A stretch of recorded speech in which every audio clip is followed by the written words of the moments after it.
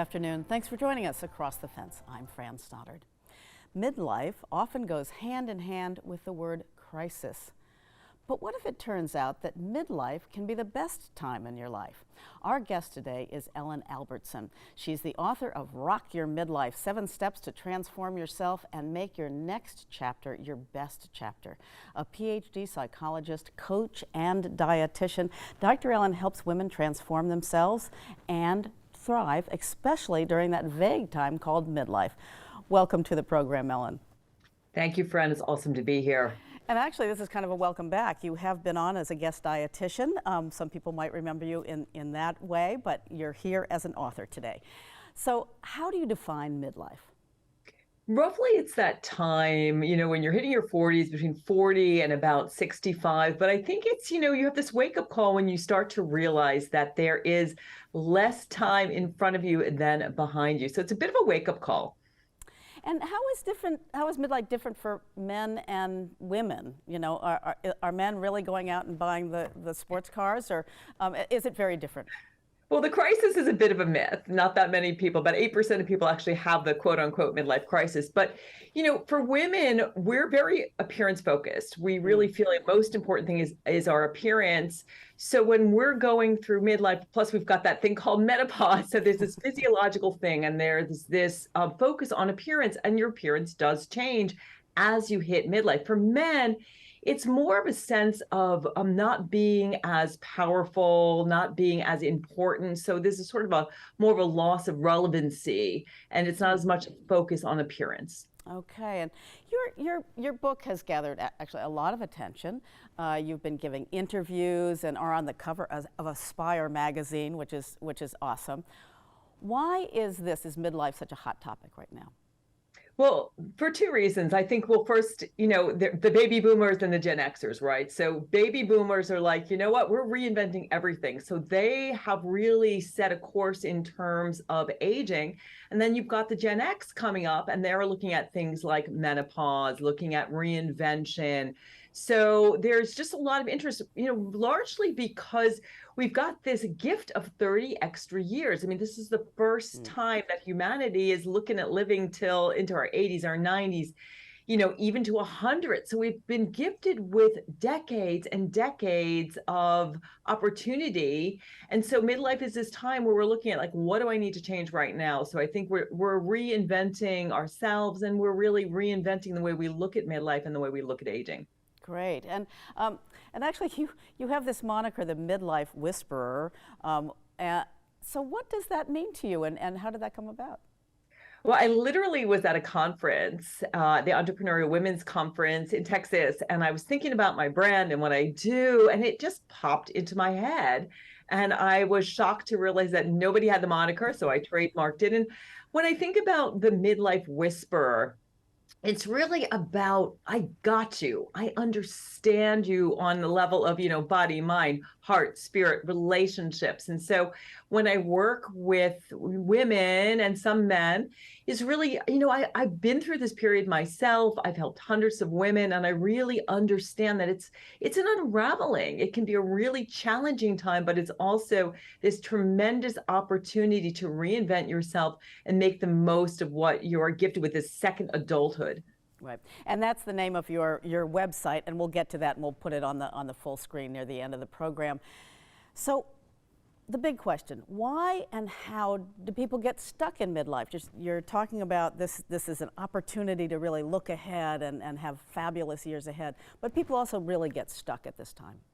Yeah, well, it's really fear. Right. So the brain isn't interested in you being actualized, you being happy, you making a next chapter. It just wants to keep you safe. So really moving in a new direction where there is uncertainty isn't safe. So there's a lot of fear. Plus at midlife, we're really dug in. We probably have, kids and families that we might be responsible for, a job that's secure. or maybe we're dealing with some kind of health crises, or we don't want to do things new. We don't want to lose friends. We're thinking maybe I want to end this relationship. I have a long-term marriage, or I want to change careers. It can be really, really scary to make those kinds of changes when we're younger. It's no big deal in our 20s and 30s so much of like, I'm going to change my career. I know when I was in my 20s, 30s, I changed careers like 4 or 5 times, but we get really dug in. But the good news is that you can get unstuck and, just start by changing one small thing. You don't need to do everything all at once. Start by thinking about, who do I want to be? So what do I want to do today? And then set some specific, measurable, achievable, realistic, and time-sensitive goals for yourself that will help to sort of fill in the blanks and connect the dots for you. Okay, so let's dig into that a little bit more. It's exhausting to think about change for many people. And you write, if you're not happy with your energy level, take action. Well, that's easier said than done. So what advice do you have to stop procrastinating or putting stuff off that are really good for us? Well, first, start off with the second step of my book, self-compassion.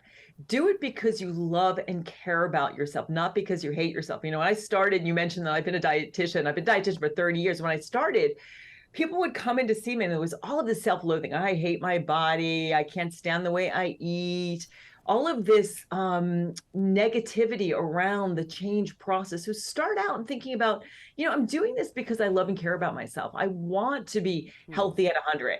I want to live my best life, really increase my health span.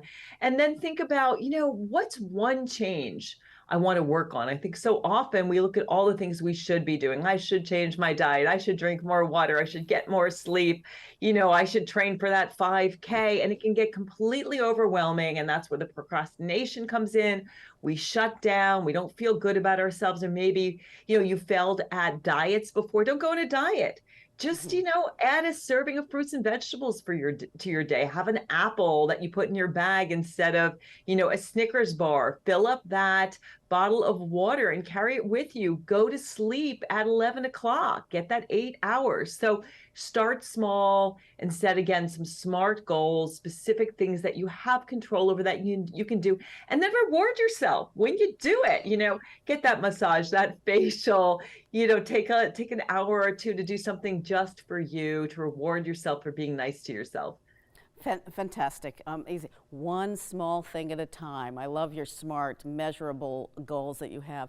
And, as we move through life, of course, bad things happen. And you reveal a lot in your book about yourself and others who are dealing with crisis and loss, divorce. And a major crisis for you was quite recent. So how have you used your own advice to deal with your breast cancer diagnosis? Wow. Well, first I want to say the folks at UVM took amazing care of me. So I want to say we're so blessed here in Vermont to have such an incredible team. I was shocked. I am the healthiest person that I know. I have no family history of cancer. And yet I was diagnosed with stage 1 breast cancer in April of 2022. And how I use my steps, the first step is authenticity. So knowing myself, knowing my core values, knowing one of my values really is wellness and spirituality and compassion. So I use those tools, those strengths that I have to know myself, know that, well, this was about a journey of wellness, getting healthier, making sure to keep my health and wellness at the highest level possible. Step 2, self-compassion. Self-compassion got me through turning to myself the way I would a good friend and saying, "Ow, this really hurts. This is really scary. I don't want to be going through this." Not to make anything go away. It's something I had to move through, but I was there treating myself like a good friend. That was so important. The third step, energizing myself. So as a health and wellness coach, as a dietitian, I know all the things that I do every day. I do my 10,000 steps the day after my surgery. I was doing my 10,000 steps. I was eating right, taking great care of myself. So I sailed through surgery, radiation. The fourth step is reprogramming your brain. So really knowing how to stay positive, but also not toxic positivity. When the difficult emotions arose, giving myself what I needed, allowing them, getting that cry, leaning on my friends, my partner, hugging my dog, doing all those things to feel good. The fifth step was empowerment, advocating for myself. I didn't do every single thing that all my doctors said that I should do. I did what was right for me. So I empowered myself. The sixth step is rehabbing a relationship. So making sure I was surrounded by people who really love and support me. And then the seventh step is enlightening yourself, looking at this difficulty as bringing purpose and meaning to my life, being able to share my story with other women, the story of hope and early detection, and just seeing a lot of silver linings. I let go of my workaholic, my people pleaser. I think getting breast cancer is kind of a get out of jail free card of saying no to people and things that you really just weren't up to doing. So you also emphasize the importance of journaling to take you through these 7 steps. Why is that so helpful? Yeah, journaling is a way to really speak to your soul, to your heart. When we journal, we're really accessing a little bit of that subconscious information. We're spending time with ourselves. It's like part of like spending time with a good friend. And often we get a lot of answers to what we are seeking when we spend the time to sit down with a journal. And the book is filled with journaling prompts, as well as you can get actually a playbook to answer these questions for yourself. And it really will help you figure out how to make your next chapter your best chapter. Awesome. And you seem to have a passion for island living, and that we're not talking about the Caribbean here, but the Champlain Islands where you live. How does living in North Hero support your current lifestyle? Oh my goodness, it is so gorgeous out here. I am really knee deep in nature. I literally live across the street from Lake Champlain. So it is our playground. I swim when the weather is warm. I bike. I walk every day with my dog. I hike. And it's also a really beautiful, supportive community because it's, there's like 600 to 800 people depending on the season. And people are really, neighbors are helping each other out. It has sort of this kind of old feeling in a nice way that we really are a community here. And it's just an absolutely beautiful place to live. Community is so important. Ellen's book is entitled Rock Your Midlife. You can find more about the book and her work on her website, themidlifewhisperer.com. Ellen, thank you so much for joining us today and kind of talking us through that awkward time called midlife. My pleasure, friend. And thank you for joining us across the fence. I'm Fran Stoddard. Stay well, and as my 90-year-old mom used to say, rock on.